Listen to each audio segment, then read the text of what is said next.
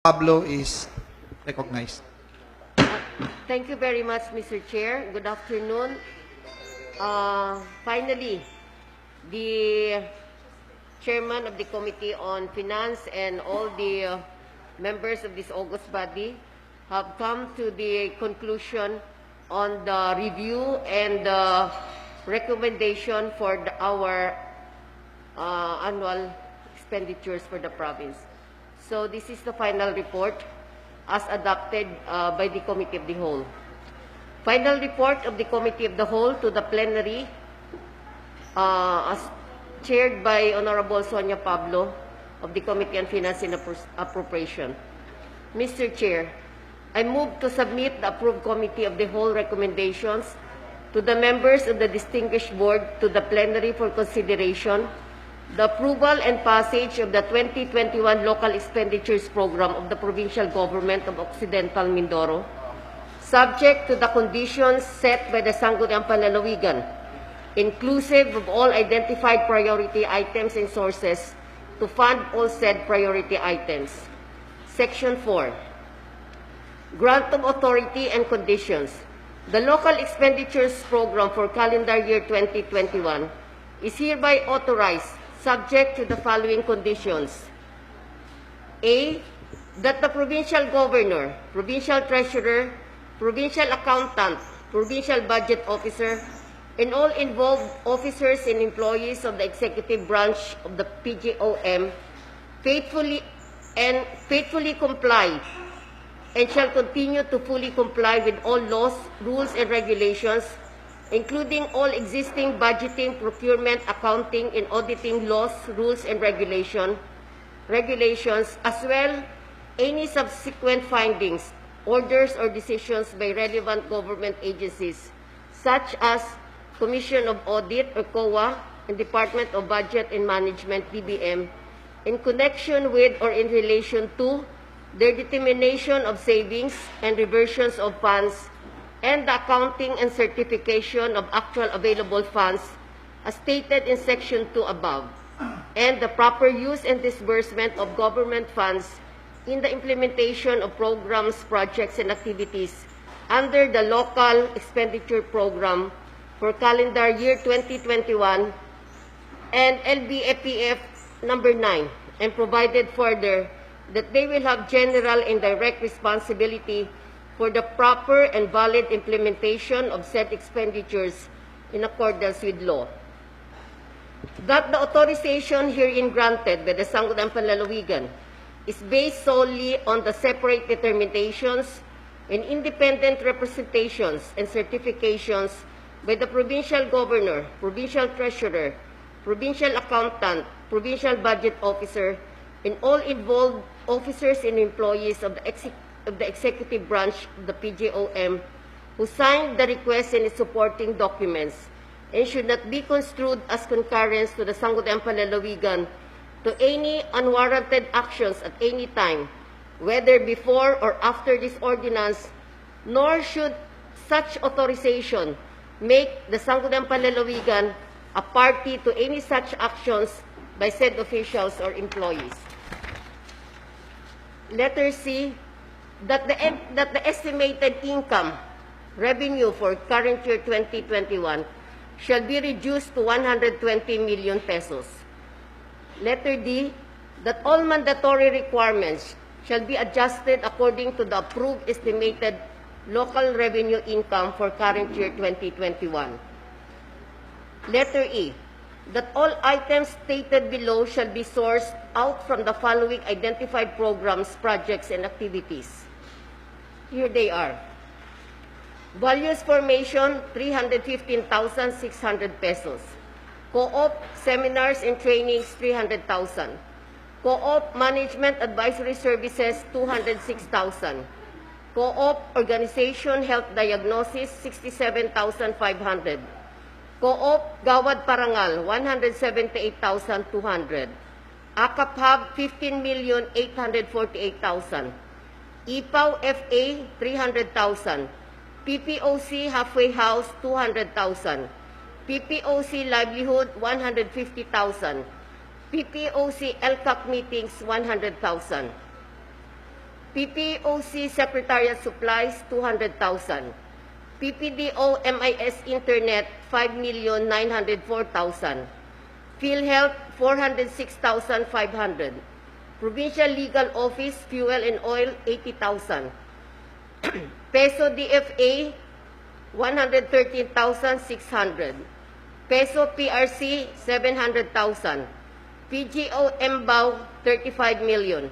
Creation of position, 14 million. MBAW SGLG for COVAC, 6 million. 5% calamity for COVAC, 15 million.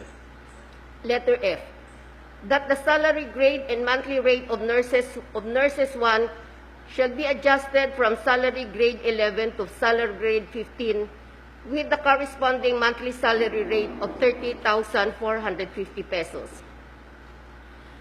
Letter G, there shall have no creation of positions except for PGOM operated hospitals in office of the Sangguniang Panlalawigan, which fund was sourced out of the office MOOE. H, that the following recommendation of the Committee of the Whole has been adopted according to priority. This, number 1, that the amount of 23,500,000 pesos shall be allotted for the procurement of COVAC logistics PPEs. Number 2, that barangay health workers and barangay nutrition scholars shall be given allocation and included in the local expenditures program for the provincial government of Occidental Mindoro, amounting to 28,080,000 pesos. Number 3, the subsistence allowance of persons deprived of liberty and provincial operated hospitals be adjusted to 120 pesos per day. Number 4, that the budget allocation for consultancy, contractuals, and job orders shall be for 12 months. Number 5, that the allotment for other personnel benefits shall be adjusted to 20 days instead of 10 days. Number 6, that allotment of augmentation and livelihood support assistance shall be adjusted to 30,000 per personnel. Number 7, that 6 million pesos shall be allocated for ultrasound retrofitting of CT scan room, San Jose District Hospital, and in addition na wala yata dito, yung procurement of an ultrasound machine. Number 8, that the amount of 500,000 shall be allotted to Provincial Youth Development Council. Number 9, that the amount of 2,500,000 pesos shall be allocated for Tourism Master Plan. Number 10, that the security services shall be provided by a licensed professional security agency. Letter I, that there shall have a 20% reserve fund from each offices for later release, provided that the office of the Sangguniang Panlalawigan be furnished a certified cash availability by the Provincial Treasurer's Office in stating that the estimated income revenue has been realized. Letter J, that in case of failure by the aforesaid officials and employees to comply with any of the foregoing conditions, the approval of this ordinance shall be deemed as automatically withdrawn and of no effect ab initio. And finally, that a copy of this ordinance be immediately furnished the DBM Mimaropa Regional Director for the review and appropriate action. So move, Mr. Chair. Any second? Mr. Chair, can I, point of clarification? The Honorable Apigo Tayag is recognized. Okay, good afternoon po. Nabasa ko naman, nakita ko, lahat naman siya, napag-usapan na natin before and compliant, except for letter J and letter K, that in case of failure by the aforesaid officials and employees to comply with any of the foregoing conditions, the approval of this ordinance, hindi pa naman to ordinansa, di po ba? Ito ay recommendations, shall be deemed as automatically withdrawn and of no effect ab initio. Anong ina-ab initio natin dito? At wini-withdraw. And that a copy of this ordinance be immediately furnished the DBM Mimaropa Region. Hindi pa to ordinansa. Point of clarification lang po. Pwede bang ihiwalay natin yon, Bokal Sonia? And, Hindi pa and to ordinance. item J and K be part and parcel of the ordinance, the appropriation. This is just Ordinance. a recommendation for the Recommendation, plenary sure, adoption, ito. Mr. Chair. And the point of the Chairman Committee on Finance is if this will be adopted, this will be part and parcel of the That is appropriation part of the ordinance. recommendation of the Committee of Finance. So, hindi pa nga siya ordinansa, Yes. motion pa lang siya. So, once it is approved in the plenary, it takes effect as an ordinance. So, the two last items. Will be part and parcel of the approval. Of the appropriation, na hindi pa naman yun ang inaano. Recommendation nga po, Kaldayan. Ito kasi ang ano natin na one of the recommendation also na if an ordinance is passed and approved by the plenary, letter J will form part Okay. of Magiging kulatilya. of the ordinance. And doon sa letter K, ay customary naman, talagang dapat magbibigay tayo within 3 days upon the approval of the budget. We submit a copy to DBM for their review and evaluation also. Yes, Part of the recommendation pa lang ito. Opo. So, ang query ko lang dito and point of clarification ko, ito po kasing ating binasa nyo po at pinapasa sa plenary ay hindi ordinansa. So, nagtataka ako bakit may mga ganitong stipulation dito, itong J and K, parang copy-paste na nailagay. Approval of this ordinance. So, tinatanong ko po, anong ordinansa? This is not an ordinance, di ba? Ito, parang error ito. So, gusto ko lang naman mapaayos itong ating recommendation. Itong dalawa, oh. Kasi Paragraph pag J, binasa mo as dito, okay. oo. Paragraph J and K Yes. will be part and Part of parcel. the appropriation, okay lang sa But akin. not as part But of the committee report recommendation. Yes. Okay, I yield to the observation of the Honorable Tayag. Although, Thank you po, thank you. The point here of the Committee on Finance is... Siguro lang i-clarify na lang ng chairman ng Committee on Finance that ang recommendation lang is doon sa ng committee recommendation hanggang I. Then yung J and K will be part and parcel of the ordinance approving the approving the annual expenditure program. Oh, pero pag nilagay mo nyo na po ito dito, lumalabas siya a copy of this ordinance. Hindi pa nga to ordinance. So ako ang sana dito. So ang suggestion ni Bokal Dayan, Yes. itong J and K hindi kasama Should not dito be hanggang included. I lang. Yes. Pero dun sa final approval, if the plenary will agree, Wala pa naman tayo will become part and parcel. So hanggang I lang itong committee of the whole.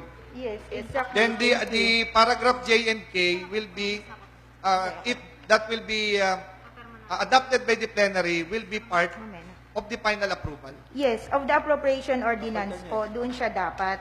Dito sa recommendation, sa tingin ko, hindi siya dapat included. Thank you. Mr. Chair, I yield to the observation of the Honorable Tayag. Noted. And for Section C, that the estimated, this refer to local income. That the estimated local income revenue for shall be reduced to 120. 100. I-insert lang yung word na local. Local income. Local. So move, Mr. Chair, with Any second? recommendation of... So Second, letter second. C should be read as the estimated local income. yes, Your Honor. Any second? Second. Any objection? Ano yan? Letter C should be read as the estimated local income shall be reduced to 120 Just to million. be specific, baka maligaw na naman. Local income. Estimated local income. So move, Mr. Chair. Any objection? It has been moved and seconded. Chair hears no objection. The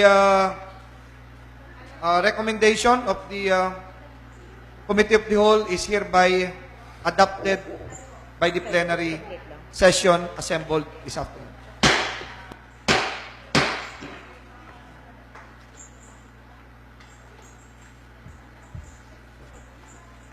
Any other Point concern? of clarification, Mr. Chair. So, this is just the recommendation, the approval or adoption in the plenary of the recommendation of the Committee on the Whole. So, by next session, Shall we will the pass another motion to to approve an ordinance na yung so another The yun. budget. For approval of the budget with the inclusion pwede of bang this- sabay na ang signing, passage and approval? Pwede? We have the forum, then we can Next do week? the signing and submit that to the Chief Executive. Okay. Will the yung JNK ay sa ano na sa plenary adoption na, sa ordinansa na? Sa ordinance na, because we will move again for the adoption. So the report and recommendation ay hanggang letter I lang. Tayo. Yes, Correct. Oo. Any tama. I see Mali that yun point. eh. Diba? Thank you for that, Bokal So with Sonia. that, the final approval or adoption of the appropriation ordinance passing the annual executive budget is set on next regular session Tuesday. So the Secretary is requested to calendar the same and the Sangguniang Panlalawigan I think can discuss other pending items in our order of business on the next regular session. Mr. Chairman, Honorable Trias recognized. kailan po natin malalaman kung agreed na talaga ang governor and then the final draft is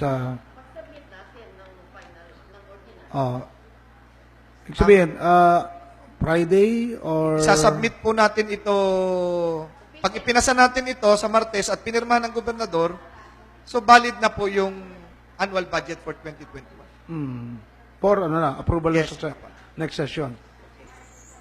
Motion for adjournment is in order.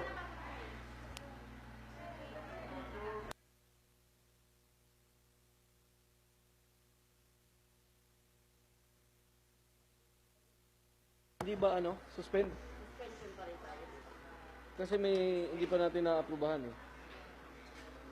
Dali lang, may pinapagawa pa. Session is suspended for 1 minute.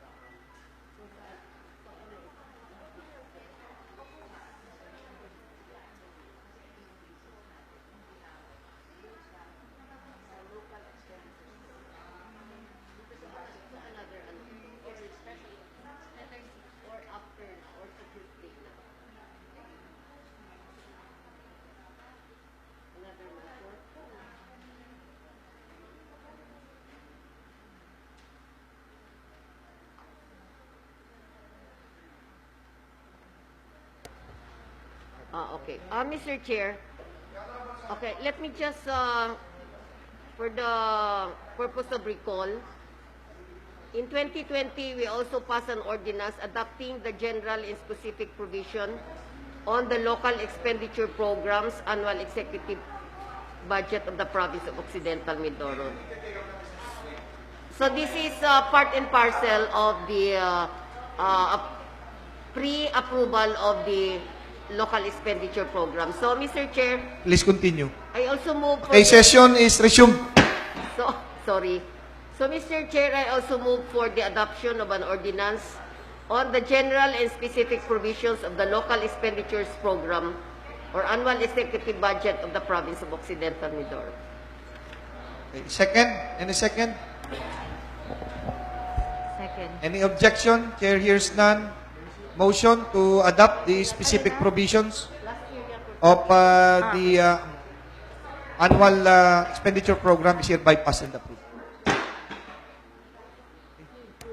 Mr. Chair, ano lang, point of query lang. Are we going to attend the inauguration of the RT-PCR? Invited tayo. It's scheduled at 3 o'clock. Okay. We please attend. Motion to adjourn, Mr. Chair, if there is... Suspended. Motion to Session suspend. is, the plenary session is suspended until Tuesday, 9 o'clock next week.